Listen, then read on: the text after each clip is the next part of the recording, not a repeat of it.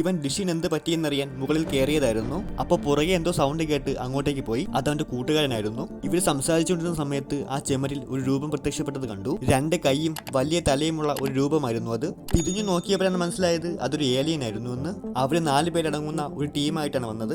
പോരാത്തിന് അവരുടെ കയ്യിൽ mind control ചെയ്യുന്ന ഒരു മിഷൻ ഉണ്ടായിരുന്നു. അത് വെച്ച് ആരെയും അവരുദ്ദേശിക്കുന്ന രീതിയിൽ കൺട്രോൾ ചെയ്യാൻ പറ്റും. ആ മിഷനിലെ പ്ലഗ് അവരിലേക്ക് ട്രാൻസ്ഫർ ചെയ്യണമെന്ന് മാത്രം. ഇവർ ആ ഏലിയൻസുമായി ഫൈറ്റ് ചെയ്യാൻ തയ്യാറെടുക്കുകയായിരുന്നു.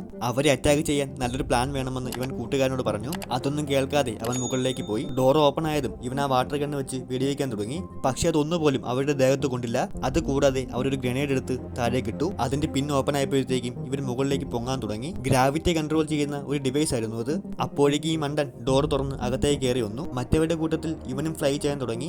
ഇത് കണ്ട ഏലിയൻസ് ആ റൂമിൽ നിന്ന് താഴേക്ക് ചാടി. അപ്പോഴേക്കും കൂട്ടുകാരൻ അവനോട് ഷൂട്ട് ചെയ്യാൻ പറഞ്ഞു. ഇത്രയും നേരം അവൻ ബുദ്ധിപരമായിട്ട് ചിന്തിച്ചത് ആ തോക്കിൽ ബുള്ളറ്റിന് പകരം കിഴങ്ങ് സെറ്റ് ചെയ്യാൻ വേണ്ടിയായിരുന്നു.